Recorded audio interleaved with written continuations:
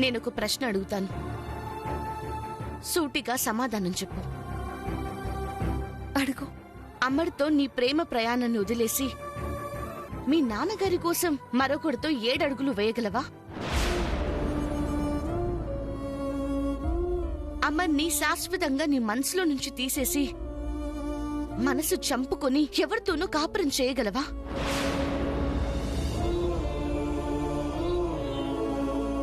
జీవితాంతం సంతోషంగా ఉండగలవా? ఉండక తప్పదు. ఈ పెళ్లి చేసుకోవాలి అనే నిర్ణయం తీసుకున్నప్పుడే ఎలా ఉండాలో అనే నిర్ణయం కూడా తీసుకున్నాను. అంటే 2 సంవత్సరాల ప్రేమను 2 నిమిషాల్లో చంపేశావన్నమాట. అమర్ లేకపోతే ఉండలేనని నువ్వే ఎన్నోసార్లు నాతో చెప్పావు. అవన్నీ కేవలం నోటి మాటలేనా? ఇంట్లో చెప్పే ధైర్యం లేనప్పుడు ఎందుకే ప్రేమించావు?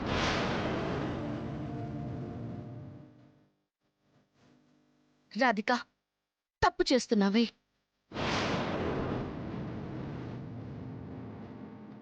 ఇప్పటికైనా మించిపోయిందేమీ లేదు. నా మాట విని నీ అభిప్రాయానికి విలువనిచ్చే మీ నాన్నగారికి నీ ప్రేమ గురించి చెప్తే నీ ప్రేమ గురించి అర్థం చేసుకుని ఆయనే దగ్గరుండి మీ పెళ్లి చేస్తారు. ప్రతి ప్రేమ సక్సెస్ అవ్వాలన్న రూలేం లేదు అక్షర.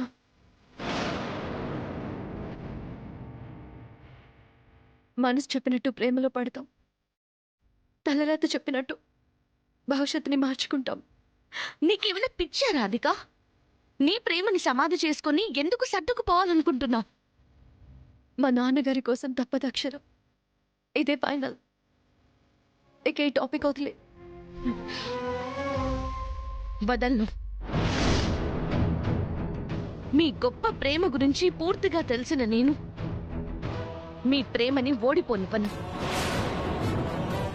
నీకోసం కాకపోయినా అమర్ కోసమైనా అంకుల్కి నిజం చెప్పి నీ ప్రేమని నేను గెలిపిస్తాను. నా ప్రేమ గురించి తెలిస్తే మా నాన్న బ్రతకరు.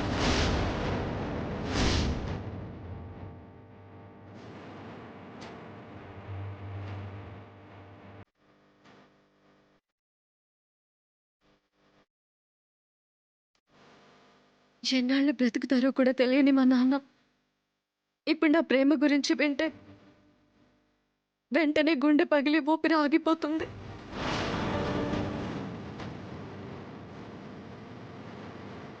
అంకుల్ ఎన్నాళ్ళు బతుకుతారో తెలియకపోవడం ఏంటి? ఎందుకు నాన్న? ఉన్న నిజమే చెప్పాను.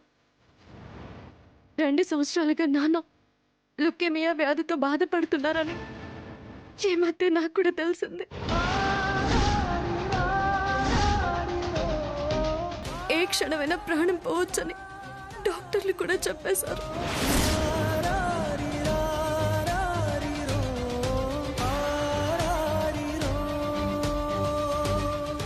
మా పెళ్లి చూడాలన్నదే నాన్నగారి చివరి కోరిక. ఆ సంకల్పమే ఆయన ఆయుష్ని పెంచుతుందేమో. అందుకే నాన్నకి నచ్చిన సంబంధానికి నేను తల వంచాల్సి వచ్చింది. Really sorry Radhika. అంత మంచి మనిషికి దేవుడింత అన్యాయం చేస్తాడా? నా కడుపున పుట్టకపోయినా రాధికతో పాటు నువ్వు నా కూతురువే అమ్మా అని అంకుల్ ఎప్పుడు చెప్తూ ఉంటారు. ప్రపంచంలో ఎక్కడైనా సరే ట్రీట్మెంట్ చేస్తే క్యూర్ అవుతుందేమో కనుక్కో. అందుకన్ని ఏర్పాట్లు నేను చేస్తాను. ఆ అవకాశం లేదు. ఉన్నన్నాళ్ళు జాగ్రత్తగా చూసుకోవడమే.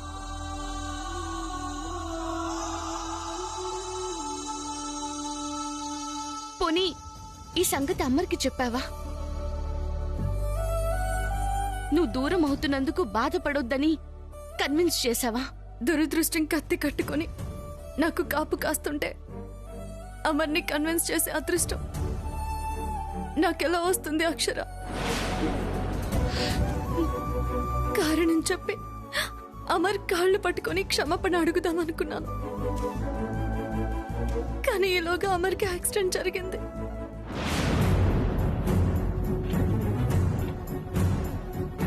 ఏం చెప్తున్నావే? అవును అక్షర, అందుకు కారణం నేనే. నా వల్ల ఇప్పుడు అమర్ హాస్పిటల్లో బెడ్ మీద స్పృహ లేకుండా పడున్నాడు. నేను తప్పు చేస్తే అక్కడ అమర్ శిక్ష అనుభవిస్తున్నాడు. బాధపడకు రాధిక. అమర్ త్వరగా కోలుకోవాలి. తనెప్పుడు బాగుండాలని బలంగా కోరుకోవడం తప్ప నాలో ఇక మరొక ఆలోచన లేనట్టే.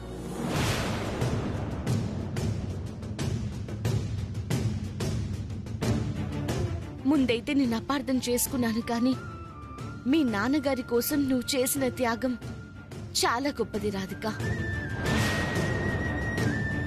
ప్రేమించిన వాడి కోసం కన్న వాళ్ళ పరువు గురించి కూడా ఆలోచించకుండా వాళ్ళ గుండెల మీద తన్ని వెళ్లిపోయే ఆడపిల్లలున్న ఈ రోజుల్లో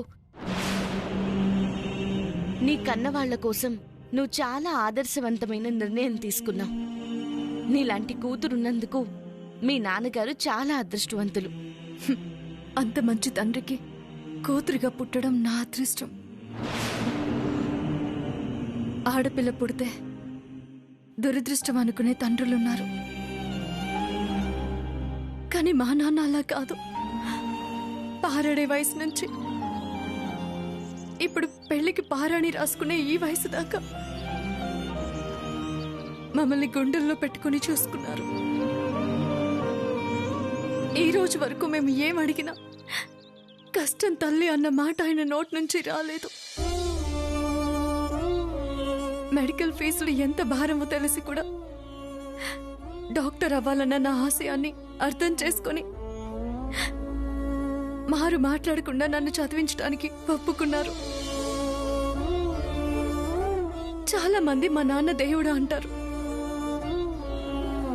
నాకు అలా కాదు. దేవుడే మా నాన్న రూపంలో వచ్చాడు.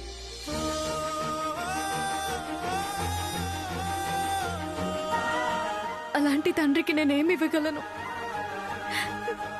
ఎన్ని జన్మలెత్తినా ఆ మమకారపు రుణాన్ని ఎలా తీర్చుకోగలను?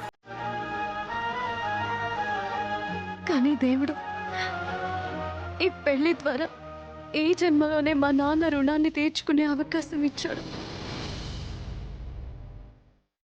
త్రాసులో ఒకవైపు అమర్ ప్రేమ, మరోవైపు మా నాన్న ప్రేమ వేస్తే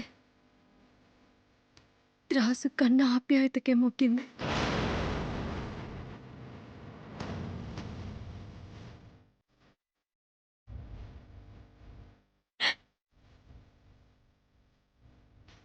ఇన్నాళ్ళు నాలో నేను మానసిక సంఘర్షణ అనుభవించాను. నా బాధని ఎవరితో చెప్పుకోవాలో తెలియదు. ఏ నిర్ణయం తీసుకోవాలో అర్థం కాలేదు. నా భయం నా ప్రేమ గురించి నా తండ్రికి చెప్పకుండా అడ్డుపడింది. అదే భయం అమర్కి క్షమాపణ చెప్పే అవకాశం లేకుండా చేసింది. వీటన్నింటికి నేనే మూల కారణం. నేనే కారణమయ్యాను. నా వల్ల ఎవరు ఇబ్బంది పడకూడదు, అదే నా కోరిక.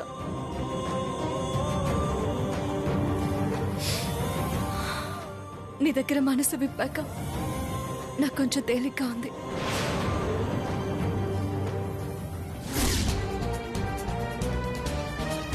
ఈ పరిస్థితుల్లో మీ నాన్నగారి కోసం నువ్వు తీసుకున్న నిర్ణయం చాలా గొప్పది, కాదనలేను. కానీ అమర్ గురించి తలుచుకుంటేనే బాధగా ఉంది. నువ్వు తనని దూరం చేశావని తెలిస్తే తట్టుకోగలడా?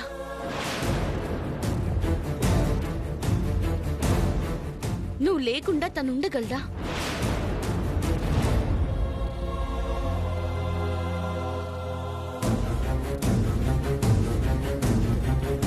రాధికా,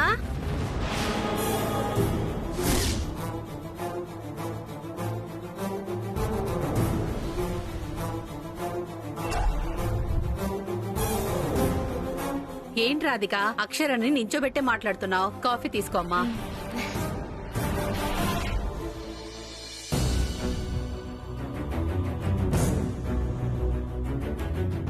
రాధిక, మనల్ని ఎవరు విడదీయలేరు రాధిక.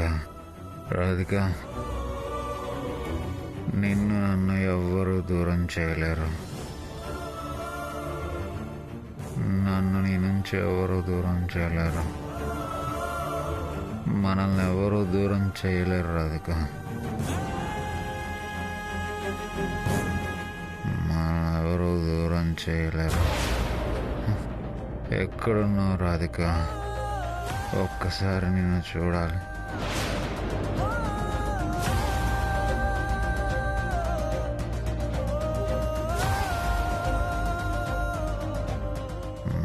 ఎవరు దూరం చేయలేరు రాధిక. ఒక్కసారి నిన్ను చూడాలి. ఎక్కడున్నావు? ఒక్కసారి.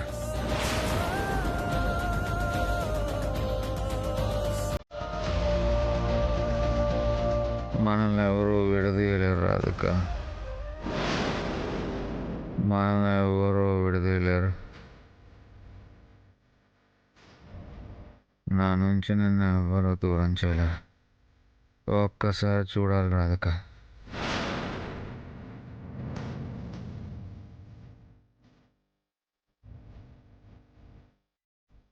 ప్లీజ్ రాధిక, ప్లీజ్ రాధిక, నిన్ను ఒక్కసారి చూడాలి.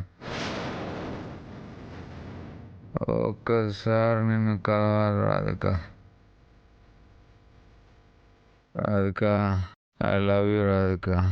అన్నయ్య, త్వరగా రా రాధిక. అన్నయ్య, రా రాధిక. అన్నయ్య, అన్నయ్య, సరే నిన్ను చూడాలి. అన్నయ్య, అన్నయ్య, మనల్ని ఎవరు వేడి చేయలేరు రాధిక. అన్నయ్య,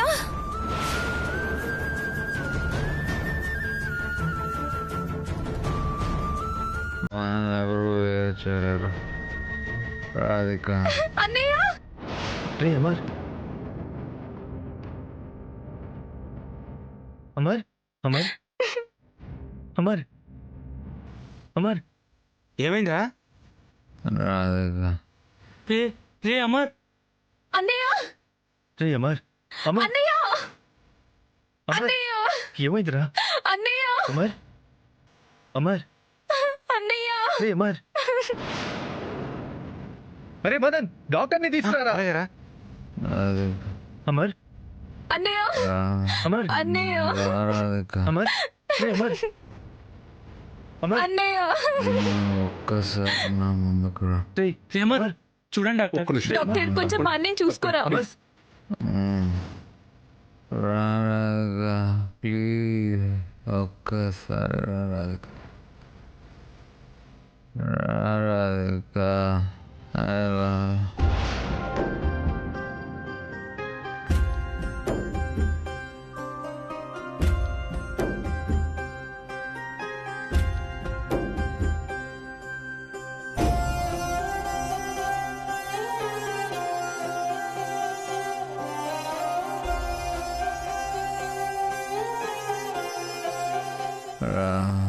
నువ్వు రా రాధిక. నువ్వు ఒక్కసారి నా ముందుకు రా.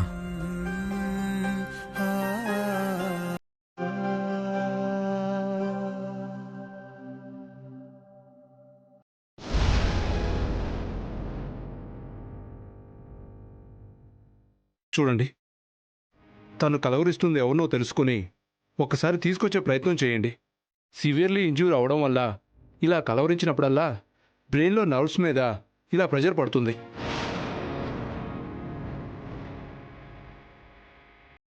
వీలైనంత త్వరగా తనని తీసుకొచ్చే ప్రయత్నం చేయండి.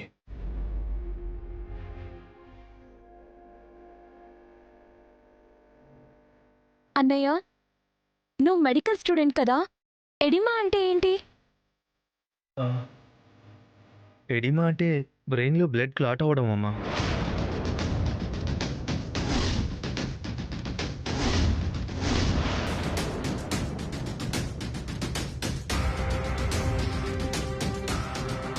అన్నయ్య ఎవరి గురించి కలవరిస్తున్నాడు?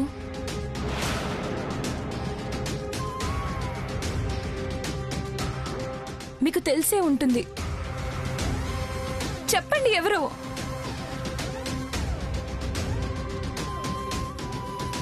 మిమ్మల్ని అడిగేది.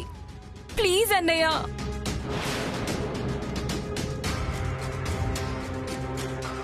అన్నయ్య నేనిలా చూడలేకపోతున్నాను. వాళ్ళెవరో తీసుకొస్తే అన్నయ్య కోలుకుంటాడేమో. ఎవరి గురించో మాకు తెలియదు నేహా. అన్నయ్య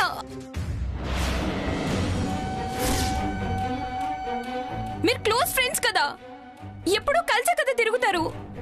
మీకు తెలిసే ఉంటుంది, కావాలని చెప్పడం లేదు. అదేం లేదు నేహా. తెలిస్తే వాణ్ణి అలా ఎలా వదిలేస్తావు నేహా?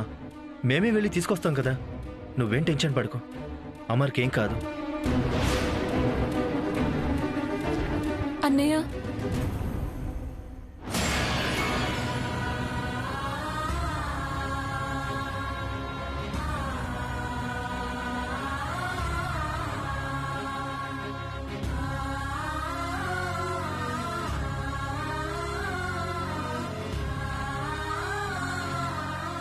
అమర్ కలవరించేది ఖచ్చితంగా రాధిక కోసమే. మనం వెళ్ళి రాధికను తీసుకొస్తే వీడు కొంచెమైనా రియాక్ట్ అవుతాడేమో. నువ్వు చెప్పేది నిజమేరా సాయి. పద వెళ్ళి రాధికాని తీసుకొద్దాం. సరే పదండ్రా.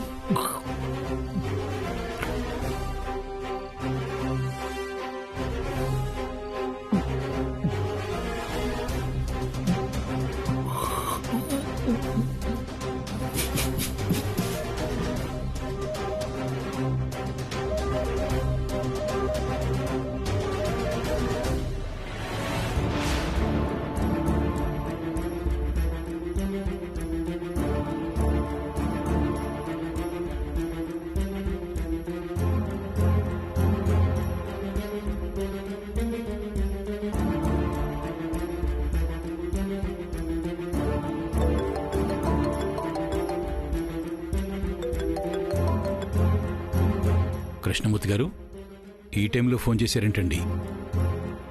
ఉదయం నుంచి బాగా తగ్గొస్తుంది డాక్టర్ గారు. ఇప్పుడు సడన్గా ఇంకా ఎక్కువైంది. నోట్లోంచి రక్తం కూడా పడుతోంది. మీకున్న హెల్త్ కండిషన్కి బ్లడ్ పడడం మంచిది కాదు.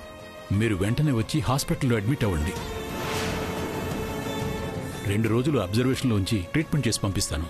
మా పెద్దమ్మాయి పెళ్లి కుదిరిన ఈ సమయంలో నేను హాస్పిటల్లో చేరలేను డాక్టర్ గారు. ఈ దగ్గు ఆగడానికి ఇప్పటికైతే ఏదైనా మెడిసిన్ చెప్పండి. వాట్సాప్లో టాబ్లెట్స్ పేరు పెడతాను, అవి వేసుకోండి. మీరు రేపు ఒకసారి ఉదయం ఖచ్చితంగా హాస్పిటల్కి వచ్చి వెళ్ళండి. వస్తాను డాక్టర్. కానీ నా కూతురు పెళ్ళయ్యేదాకా కాస్త నా ప్రాణాలు పోకుండా చూడండి. ఎలాగైనా నా ఆయుష్ని కొంచెం పెంచండి ప్లీజ్. ఒక్క అమ్మాయి పెళ్లినైనా కళ్ళారా చూస్తే నాకు కొంచెం తృప్తిగా ఉంటుంది. సార్, మీరు జాగ్రత్తగా ఉండడం మీ చేతుల్లోనే ఉంది. అనవసరమైన ఆందోళనకు లోను కాకండి. వీలైనంత ప్రశాంతంగా ఉండండి. రేపు ఒకసారి వచ్చి కలవండి. ఉంటాను. భగవంతుడా, నా కూతురు పెళ్లి చూసే భాగ్యాన్ని నాకు కలిగించు.